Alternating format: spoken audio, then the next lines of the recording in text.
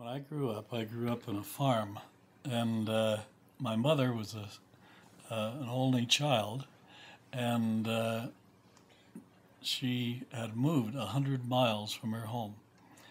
Because she was an only child, she wanted to go home quite frequently, and so we took a lot of trips, 100 miles, back when the roads were not as good as they are now, to her home. Where? And on the way, we kids would get bored, and Mom loved to sing, and so did Dad. And we would sing all kinds of songs. You know, she'll be coming around the mountain. This land is my land. Uh, the songs about I'll be working on the railroad. Those old songs, you know, just many, many of those.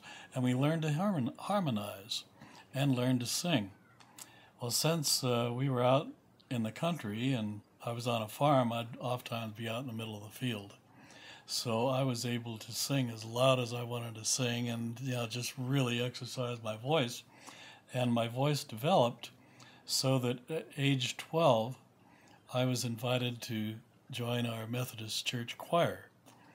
And so I sang in the choir, fortunately, right next to a person who was trained as a tenor and sang wonderfully well, and just took me under his wing and taught me to sing, and I would kind of follow him along.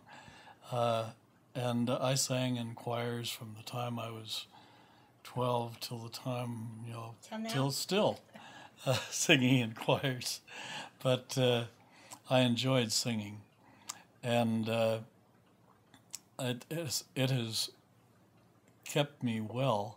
I've had the opportunity to not only meet my wife, but to sing in wonderful choruses and choirs. Kismet. I was in a play in Kismet down in Florida, and played the Bangle Man, and played a number of other parts. I was the first muezzin, and was able to sing with the lead Marcina, which was really fun show. And I just have enjoyed music. Music has led me, as Edith said, to have it in my head so that when something happens, and if it's sad, you know, I oftentimes think of songs that cheer me up. If I'm happy, I may think of songs that make me happier, or something to calm me down a little bit. It just becomes part of your life and sneaks into your mind from time to time when you're least expecting it, and just makes your life richer, and has made my life richer. Now, so far as the story is with Darwin Walford, Darwin, as Edith said, was a friend of mine, and I stopped him one time when I found out he was on the music committee to revise the hymn book. And I said, Darwin, said, there's one song that really bothers me. I said, how firm a foundation. And I said, in that, we're saying, you who unto Jesus. Now, when I lived in Pennsylvania, and we wanted to go into somebody's house, we would open the door. Doors were always unlocked there. We'd open the door and say, yoo-hoo, anybody home? And I said, no way would I want to say yoo-hoo to Jesus. You know, then I forgot about it until the new hymn book came out, and everybody stumbled over the words as the words had been changed. So you never know what kind of influence you're going to have when you do something like that. So music has been a big part of my life, and I'm grateful for it. Grateful for meeting Edith, and grateful for being able to encourage my grandchildren, and then maybe to add something to somebody's life from time to time by singing, either in a choir or doing solos and things of that nature. Wonderful. Now, you made a comment. You said music kept you well. Do you want to expand on that? Yes, I was diagnosed with cancer of the pancreas. I emphasize diagnosed with cancer of the pancreas in 1993, and I'm a registered nurse. And as a registered nurse, when I got that diagnosis, I knew what it meant, and it was quite frightening.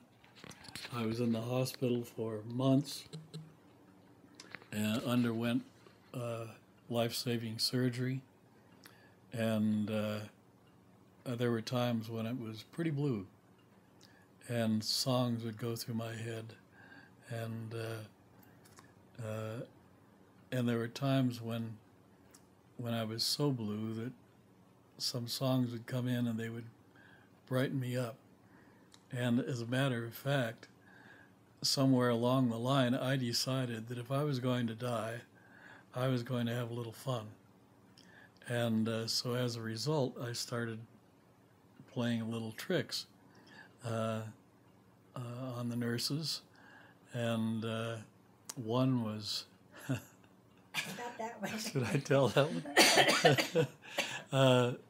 I had found a clean new urinal, and I managed to get some apple juice. Oh, no. And I put it into the urinal, and then as the lady came to get it, I said, "Isn't that a little cloudy?" And she looked at it and she said, "Yes, maybe so." And I said, "Let me have it." I took it back and said, "They'll run it through again." And so I did so many little tricks like that. That was a Norman Cousins joke. That was in his book on how to survive an illness and how to keep yourself happy. But I did that so many times that they called my wife and told my wife they wanted a psychiatrist to examine me. And I said, "I'm not going to have any psychiatrists." And so they said, "Well, how about if we send up a couple of social workers?" And I said, "Well, that'll be all right. Is that going to cost anything?" That no, that's part of the hospital system. It's okay. So these two social workers come up, and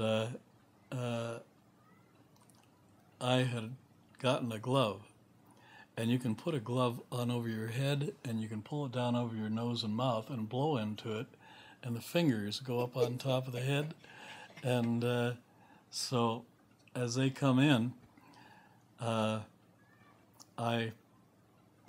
pulled out the glove, put it over my head, blew it up, and flapped my arms like wings and said, and and they shrunk back into the wall. And then I took the glove off, put it down underneath the covers, smoothed my hair, and said, "You wanted to see me about something?"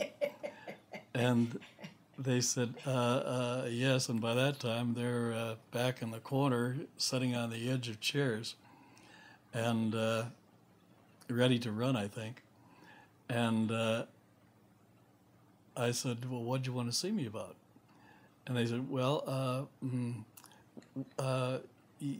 there's something, the nurses are saying something about your behavior." And I said, "My behavior? There's something peculiar about my behavior?" I said, "Well, yes, well, the chicken thing, I said, that you found that peculiar?" I said, "You know what?" I said, "As far as I know, I'm dying." And I said, "I want to go out with a good frame of mind, if I have to. And, being in this place is tough. And so far as I'm concerned, I want to keep myself happy, and this is the way I'm doing it, through these little silly things that I do." And said, "I do that in order to survive." And we talked for a while about that and that kind of philosophy. And they settled back in their chairs. And then at the end, one of them said, "I think probably you're the most sensible patient in this hospital." And I said, thank you, tell the nurses that, and settle them down. But those kind of things in music, will keep a person in a good frame of mind. And I think probably that's one of the reasons I survived, because I did have a good frame of mind and was able to not go into depression and have all the physiological things that happen to a person who goes into depression happen, so that I had the strength to survive. And here I am, 19 years later.